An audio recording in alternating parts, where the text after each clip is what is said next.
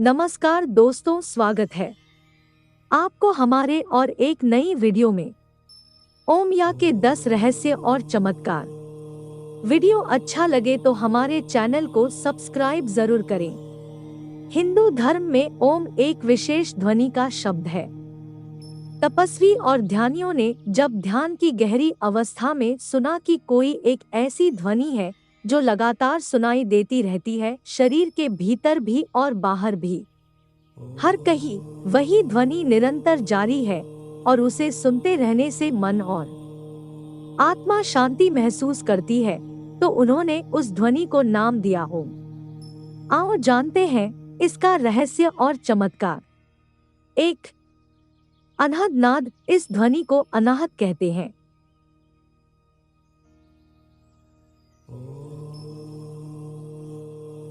अनाहत अर्थात जो किसी आहट या टकराहट से पैदा नहीं होती बल्कि स्वयंभू है, इसे ही नाद कहा गया है। ओम की ध्वनि एक शाश्वत ध्वनि है जिससे ब्रह्मांड का जन्म हुआ है। एक ध्वनि है जो किसी ने बनाई नहीं है। यह वह ध्वनि है जो पूरे कण-कण में, पूरे अंतरिक्ष में हो रही है और मनुष्य के भीतर भी यह ध्वनि जारी है। सूर्य सहित ब्रह्मांड के प्रत्येक ग्रह से यह ध्वनि बाहर निकल रही है। 2. ब्रह्मांड का जन्मदाता। शिव पुराण मानता है कि नाद और बिंदु के मिलन से ब्रह्मांड की उत्पत्ति हुई। नाद अर्थात ध्वनि और बिंदु अर्थात शुद्ध प्रकाश। यह ध्वनि आज भी सतत जारी है। ब्रह्मा प्रकाश स्वयं प्रकाशित है, परमेश्वर का प्रकाश। इसे ही शुद्ध प्रकाश कहते हैं। संपूर्ण ब्रह्मांड और कुछ नहीं, सिर्फ कंपन, ध्वनि और प्रकाश की उपस्थिति ही है। जहां जितनी ऊर्जा होगी वहां उतनी देर तक जीवन होगा। यह जो हमें सूर्य दिखाई दे रहा है, एक दिन इसकी भी ऊर्जा खत्म हो जाने वाली है। धीरे धीरे सब कुछ विलीन हो जाने वाला है। बस नाद और बिंदु ही बचेगा। 3. ओम शब्द का अर्थ। शब्द 3 ध्वनियों से बना हुआ है, अ, ओ, इन तीनों ध्वनियों का अर्थ उपनिषद में भी आता है। अ मतलब आकार, उ मतलब ओंकार और म मतलब मकार। अ ब्रह्मा का वाचक है जिसका उच्चारण द्वारा हृदय में उसका त्याग होता है। उ विष्णु का वाचक है जिसका त्याग कंठ में होता है तथा म रुद्र का वाचक है और जिसका त्याग तालमध्य में होता है। 4. ओम का आध्यात्मिक अर्थ। ओ, उ और म उक्त 3 अक्षरों वाले शब्द की महिमा अपरंपार है। यह नाभि, हृदय और आज्ञा चक्र को जगाता है। यह ब्रह्मा, विष्णु और महेश का प्रतीक भी है और यह भू लोक, भूव लोक और स्वर्ग लोक का प्रतीक है। ओंकार ध्वनि के 100 से भी अधिक अर्थ दिए गए हैं।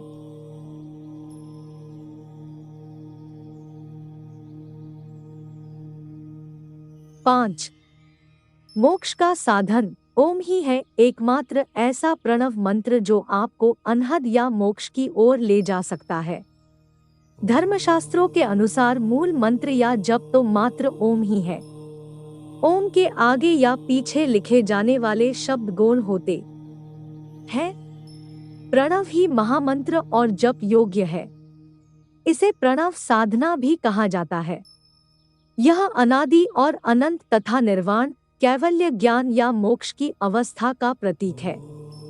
जब व्यक्ति निर्विचार और शून्य में चला जाता है तब यह ध्वनि ही उसे निरंतर सुनाई देती रहती है। 6.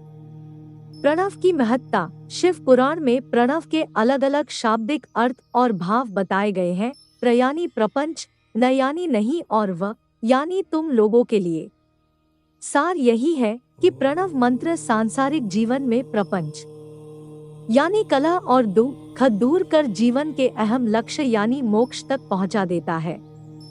यही कारण है को प्रणव नाम से जाना जाता है।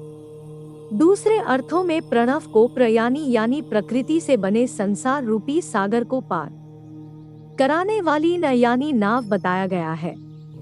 इसी तरह ऋषिमुनियों की दृष्टि से प्रक अर्थात प्रकर्षण न अर्थात नयेत और व अर्थात युष्मान मोक्षम इति व प्रणव बताया गया है, जिसका सरल शब्दों में मतलब है हर भक्त को शक्ति देकर जन्म मरण के बंधन से मुक्त करने वाला होने से यह प्रणव है।